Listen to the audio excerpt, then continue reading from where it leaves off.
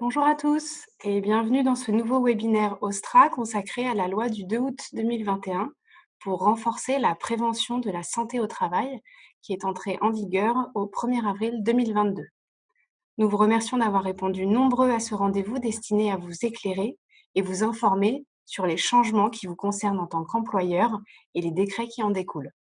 Je suis Amandine Redouli, chargée de communication chez OSTRA, et je suis accompagnée de 3 intervenants: Caroline Vandenbroek, qui est responsable médico-technique, Christelle Garcia, responsable du service prévention de la désinsertion professionnelle, et Mathieu Baucher, expert métier, conseiller en prévention. Je leur laisse maintenant la place pour vous informer sur cette nouvelle loi. Merci Amandine de nous avoir présenté ainsi et laissé la parole.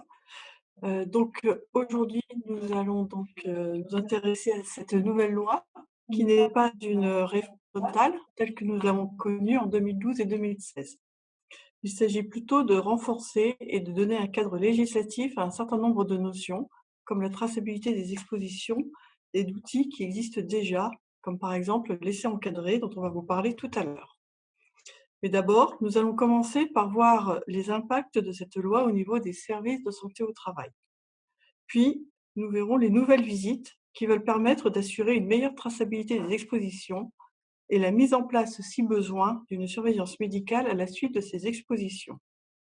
Les mesures concernant la prévention de la désinsertion professionnelle, que l'on nomme maintenant PDP, sont dans la suite logique d'une politique publique qui est menée depuis plusieurs années, notamment par les plans santé au travail qui ont commencé en 2016.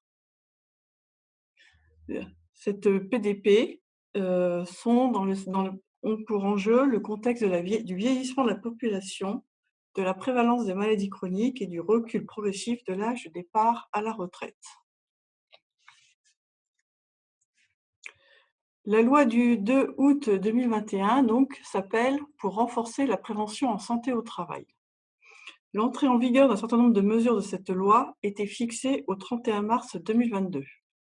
4 décrets ont été publiés en mars et début avril, relatifs notamment à la surveillance post-exposition, à des visites de reprise, de pré-reprise, à la convention de rééducation professionnelle, à l'essai encadré, au rendez-vous de liaison, tous ces termes dont vous avez entendu parler et que nous allons maintenant vous décrire, vous en expliquer les modalités. D'autres mesures sont encore en attente de décret. Certaines étaient attendues au 31 mars, mais ne sont toujours pas publiées. D'autres sont attendues à une échéance plus ou moins lointaine, et certaines n'ont pas de date d'échéance, donc nous attendrons les publications de ces décrets au fur et à mesure de leur parution. Donc, l'ambition de cette loi est de renforcer le principe de prévention primaire au sein des entreprises. Et le premier impact direct sur les services de santé travail, c'est qu'ils deviennent maintenant des services de prévention et de santé au travail, soit des SPST, au 31 mars 2022. Le but, c'est d'encourager le développement au sein des entreprises d'une culture de prévention. Et le service de santé travail est là pour les y aider et les conseiller dans ces domaines. Ces services-là ont donc eu des missions étendues. Sur votre gauche, en blanc, vous retrouvez les missions qui existaient au préalable de cette loi.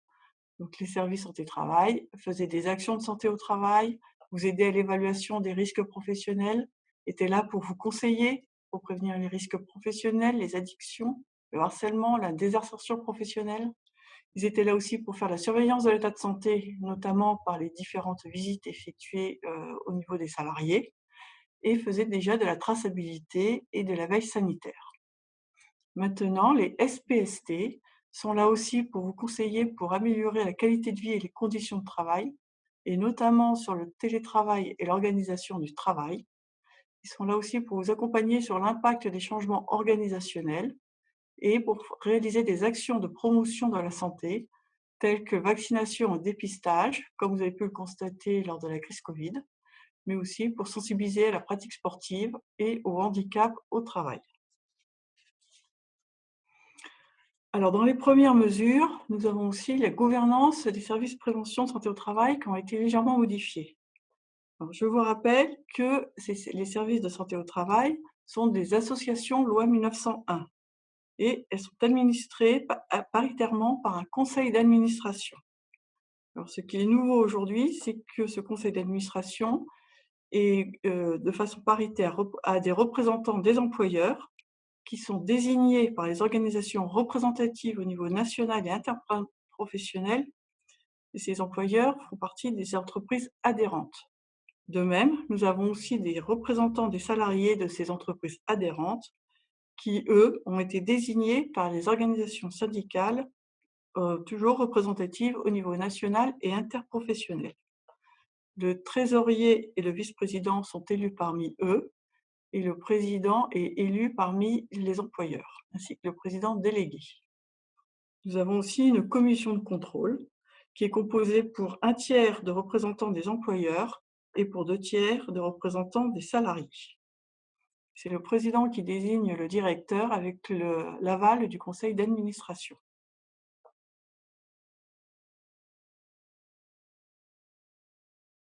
Donc, les adhérents, donc, on cotise au service de santé au travail pour avoir une offre socle. Cette offre socle doit couvrir l'intégralité des missions du service. Ainsi, ils sont là pour aider à la prévention des risques professionnels, pour faire le suivi individuel des travailleurs et pour des actions de prévention à la désinsertion professionnelle. Ces 3 missions, donc, vous allez les retrouver, nous allons vous en parler suivant la suite du diaporama. Et ce sont vraiment nos missions que nous offrons à tous nos adhérents et qui est inclus dans cette cotisation. La loi du 2 août parle aussi d'offres complémentaires. Nous attendons toujours les décrets d'application, mais il faut savoir que Ostra propose déjà des offres complémentaires, comme les contrats des assistantes sociales qui viennent faire des vacations dans les grosses entreprises. Nous avons aussi un service de salariés éloignés, ce qui permet aux entreprises de demander à ce service de faire le suivi médical pour les salariés qui sont en province, dans des villes éloignées de chez nous.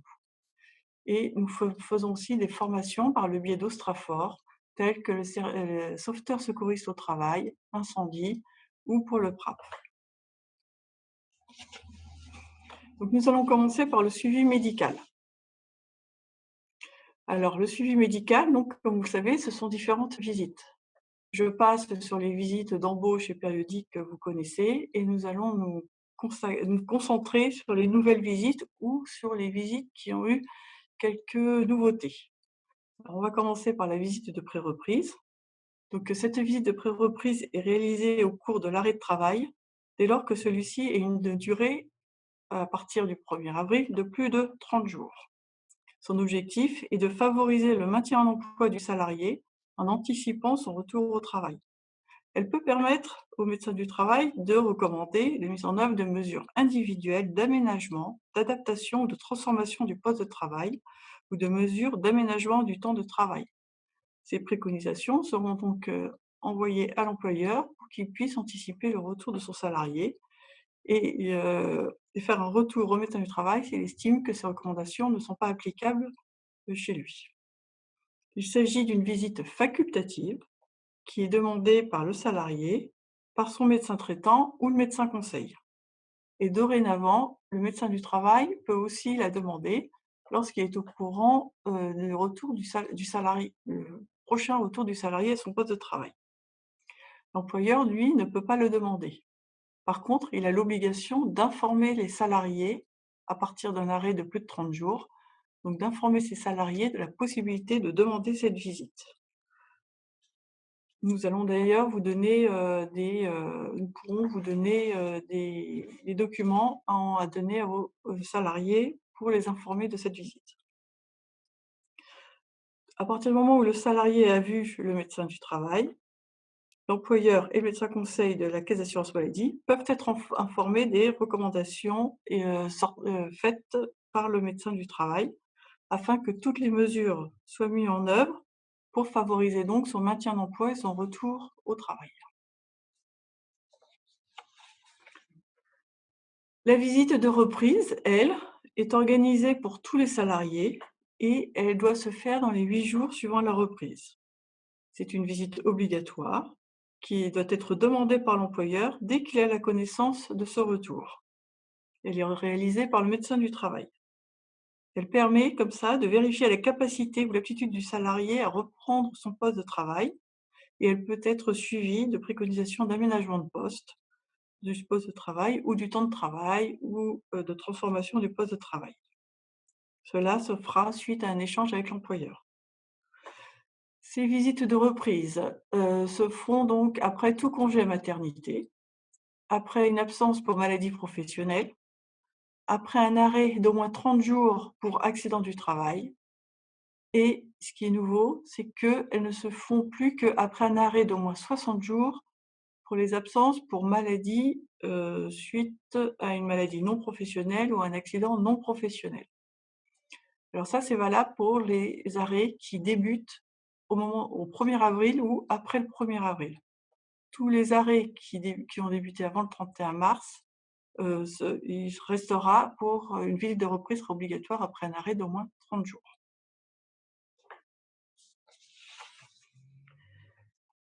Alors cette visite de mi-carrière est assez nouvelle.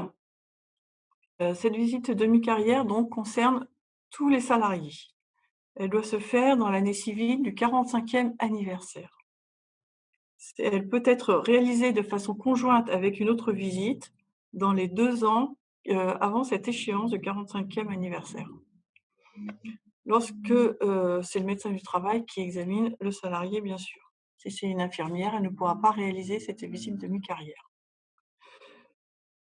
Le salarié donc doit venir à cette visite et c'est l'objectif de cette salarié, c'est d'établir un état des lieux de l'adéquation du poste de travail, de la santé du travailleur, d'évaluer donc les risques de désinsertion professionnelle et de sensibiliser le travailleur aux enjeux du vieillissement. Ensuite, nous avons la visite post-exposition. Son objectif, c'est la traçabilité individuelle des expositions par un état des lieux. Elle permet d'identifier, d'estimer le niveau d'exposition à différentes nuisances qui justifieraient une surveillance spécifique. Donc, elle concerne tous les salariés en surveillance individuelle renforcée, mais surtout ceux pour qui il faudra réaliser une surveillance post-exposition. Il s'agit donc des salariés exposés à l'amiante, au plomb, aux produits CMR. Les produits CMR, c'est donc les produits cancérigènes, mutagènes et reprotoxiques, en tout cas qui sont classés comme tels. Aussi aux agents biologiques des groupes 3 et 4, notamment par exemple l'hépatite B, les rayonnements ionisants et le risque hyperbare.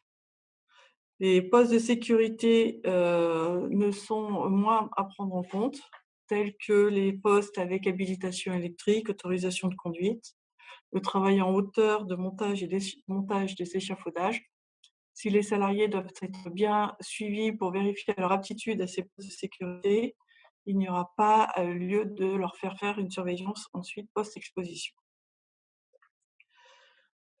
Cette visite peut être réalisée conjointement avec une autre visite. Elle est réalisée aussi par un médecin du travail et un état des lieux de ces expositions sera donné aux salariés à l'issue de cette visite. Il peut y avoir aussi une préconisation de surveillance qui sera donnée aux salariés pour qu'il en informe son médecin traitant. L'employeur, lui, recevra seulement une attestation de visite ou un avis d'aptitude. C'est à l'employeur d'informer le salarié, d'informer le service de santé au travail de la fin de l'exposition et il en informe donc le service de santé au travail et on avise sans délai le travailleur concerné de façon à ce que celui-ci sache qu'il peut être convoqué par la médecine du travail.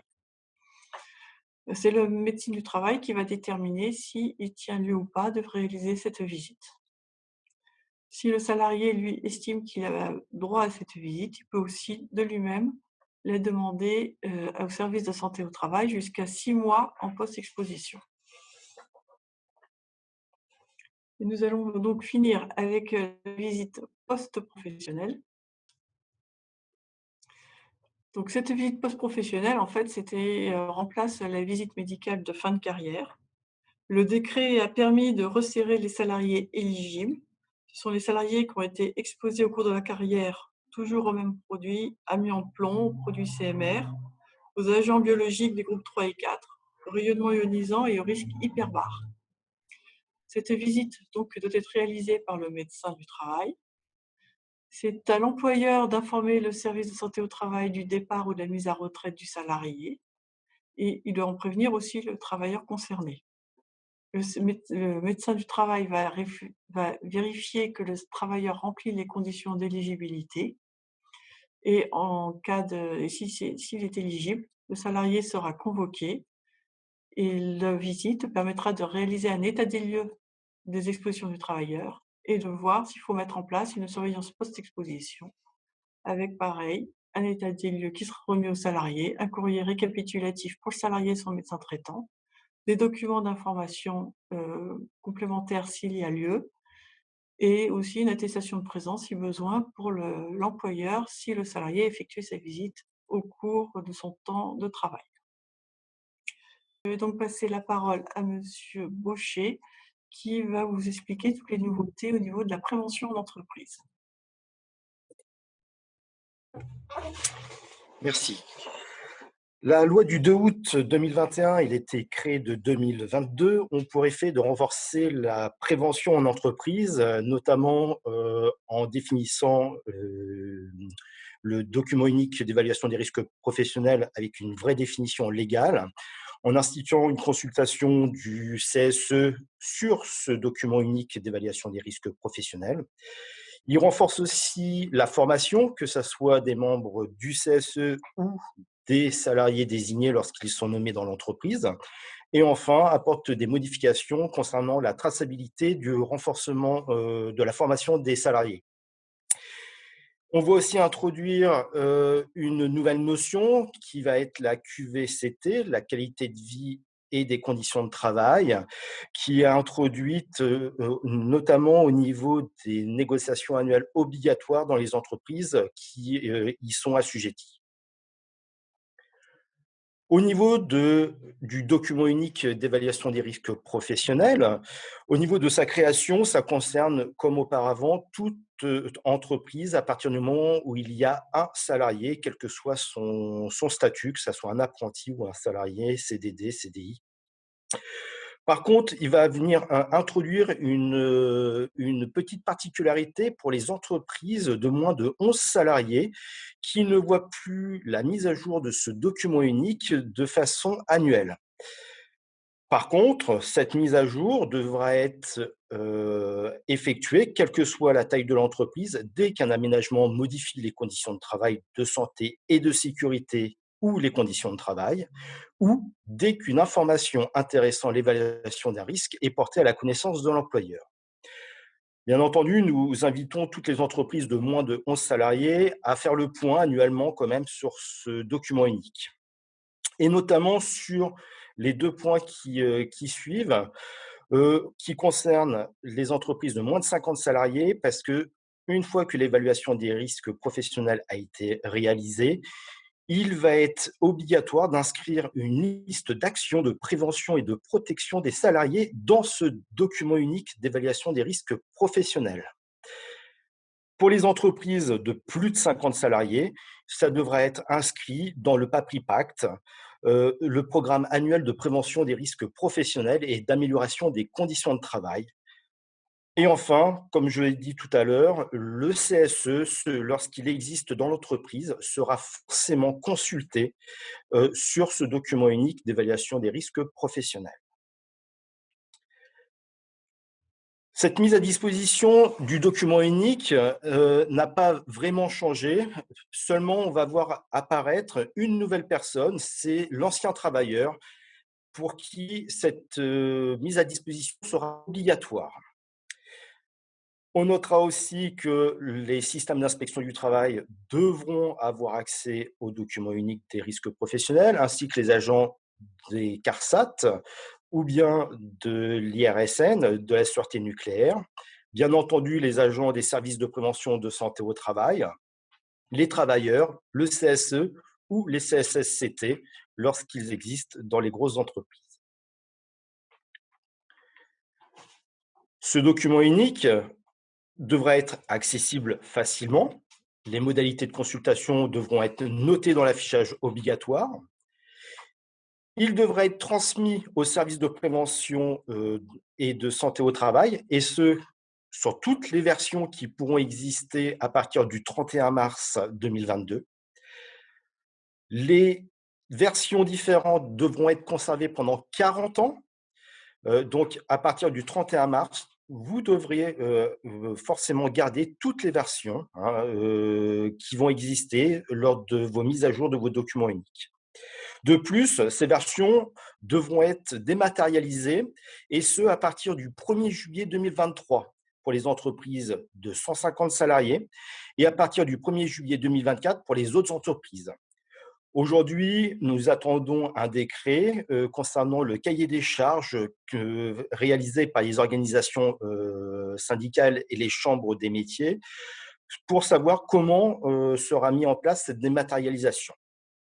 Et enfin, ce document unique d'évaluation des risques professionnels devra être disponible aux travailleurs actifs, mais aussi aux anciens travailleurs, et ce, uniquement dans les versions qui concerneront leur période d'activité.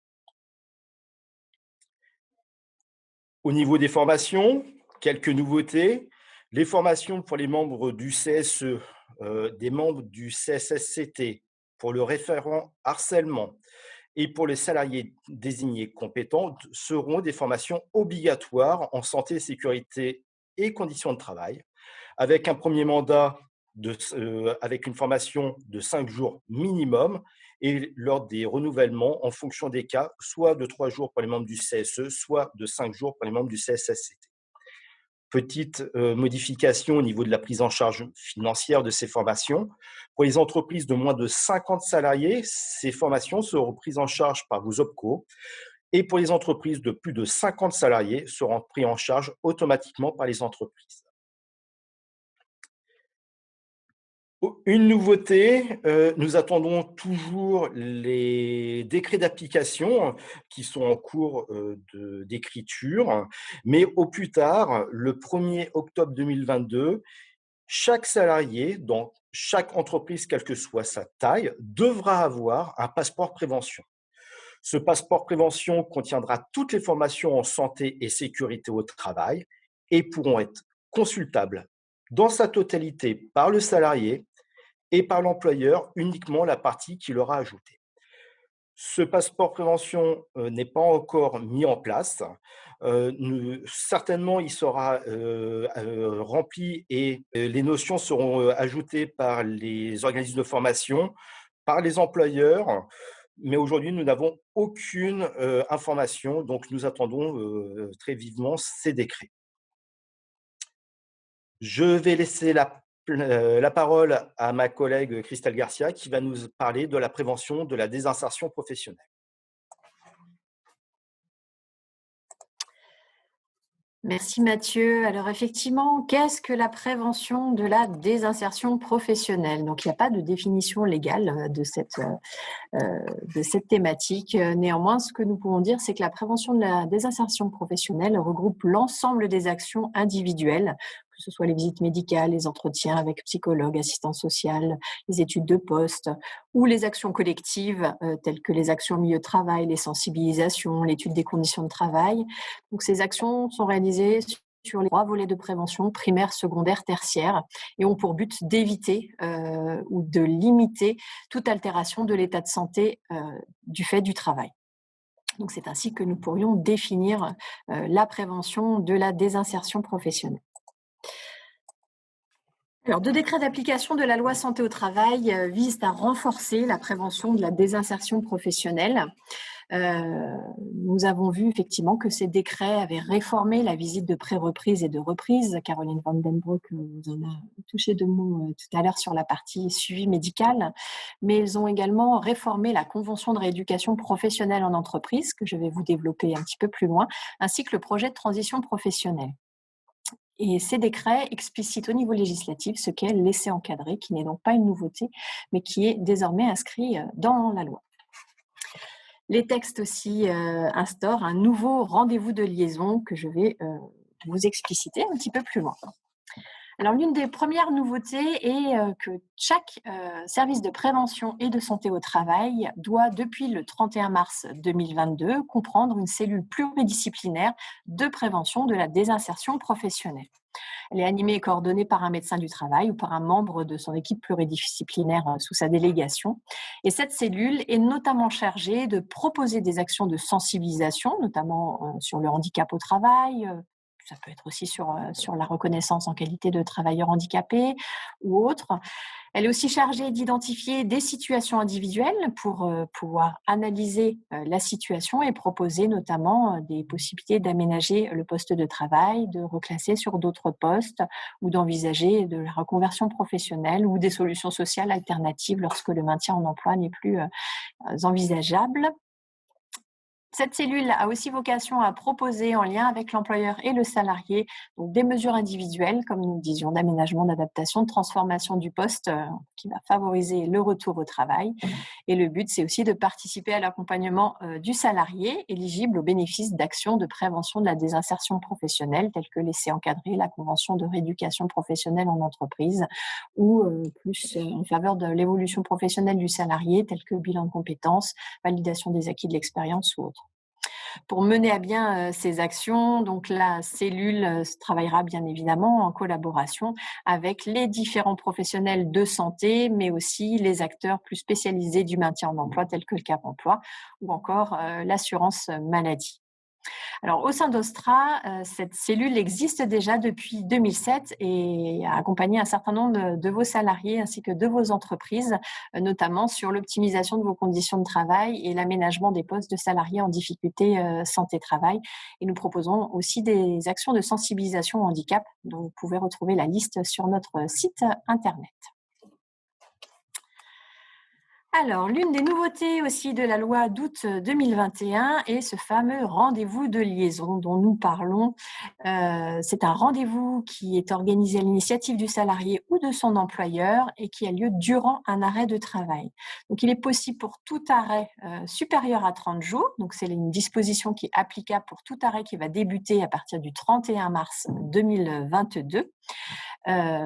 L'employeur est tenu effectivement d'informer ce salarié de la possibilité de bénéficier de ce rendez-vous de liaison pour que celui-ci puisse solliciter l'organisation de ce rendez-vous et en bénéficier. Et l'employeur doit le proposer à son salarié qui sera en arrêt de travail de plus de 30 jours à partir du 31 mars.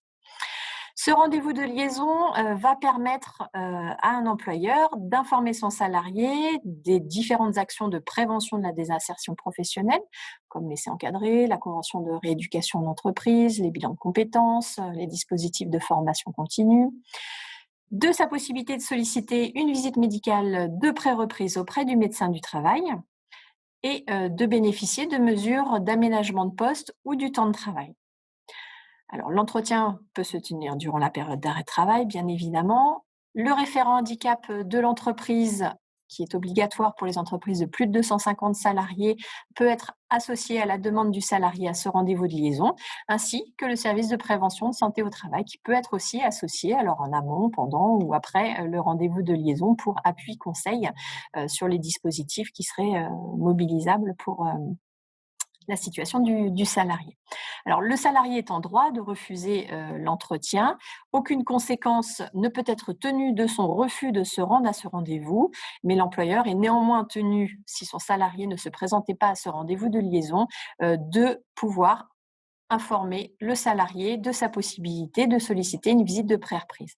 Donc, à ce titre, nous avons à votre disposition un flyer sur la visite de pré-reprise que vous pouvez glisser avec les bulletins de paie que vous envoyez par voie postale ou par courrier électronique qui vous permet de transmettre cette information à vos salariés en arrêt de travail. Et pareil, tout au long de la carrière professionnelle ou apposée dans vos locaux sociaux, vous avez la possibilité d'apposer une affiche sur la visite de pré-reprise et de communiquer aussi cette information à tout moment à vos salariés. Alors, l'essai encadré, comme nous le disions, n'est pas une nouveauté. Néanmoins, le décret 2022-373 explicite au niveau législatif ce que c'est. L'essai encadré fait partie des actions d'évaluation, d'accompagnement, d'information et de conseil qui sont prévues par le Code de la sécurité sociale durant un arrêt maladie. Il est accessible à tout salarié titulaire d'un contrat de travail qui est en arrêt de travail ou en temps partiel thérapeutique. Il doit être indemnisé par l'assurance maladie au titre d'une maladie, d'un accident du travail ou d'une maladie professionnelle. Et le salarié doit présenter un risque d'inaptitude.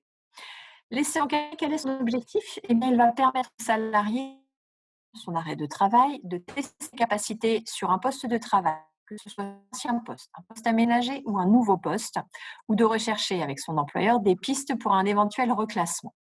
L'essai encadré est possible au sein de son entreprise actuelle, mais également dans une autre entreprise.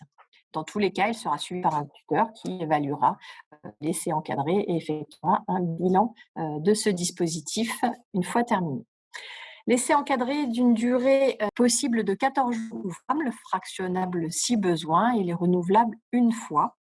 Durant l'essai encadré, l'employeur ne prévoit aucune rémunération. C'est la CPAM qui continue à verser les indemnités journalières.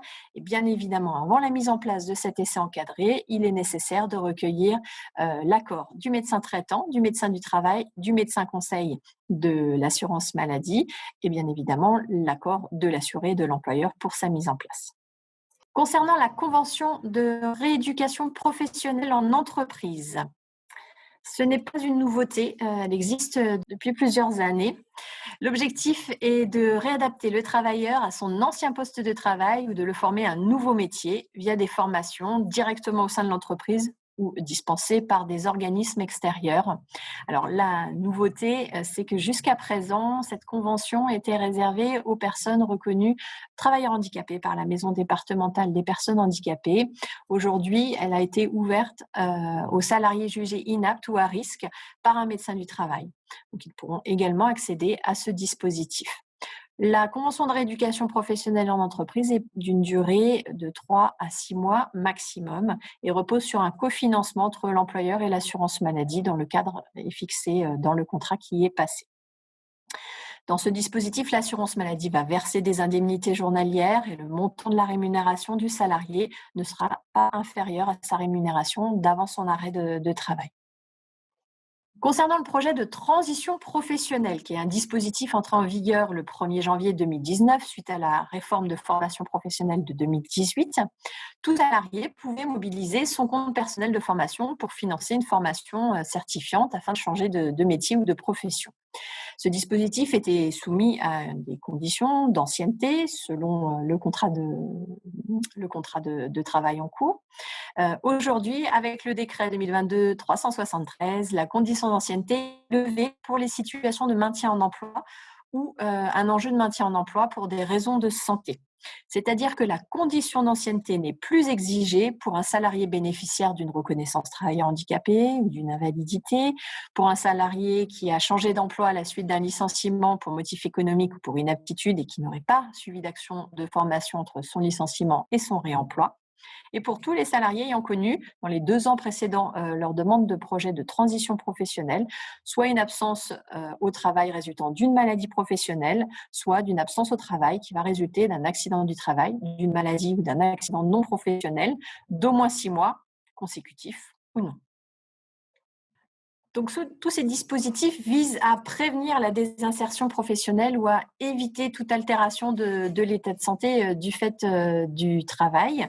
En tout cas, n'hésitez pas à vous rapprocher de votre service de santé au travail par le biais de votre médecin du travail pour toute question complémentaire ou tout appui conseil sur ces thématiques-là. Merci à tous les 3 pour ces informations qui, nous l'espérons, vous permettent d'y voir plus clair sur les changements à venir. C'est la fin de ce webinaire. Nous vous remercions pour votre présence et nous restons bien sûr à votre disposition. Vous pourrez notamment retrouver les informations au fur et à mesure de la publication des décrets sur notre site internet dans un dossier dédié, un dossier thématique dédié à la réforme. Vous pourrez également retrouver le replay de ce webinaire ainsi que vous abonner à notre newsletter mensuelle si vous le souhaitez, si ce n'est pas déjà le cas, via un formulaire que vous trouverez sur notre site internet ou sur le portail adhérent. Nous vous souhaitons une bonne journée et vous disons à bientôt pour un prochain webinaire.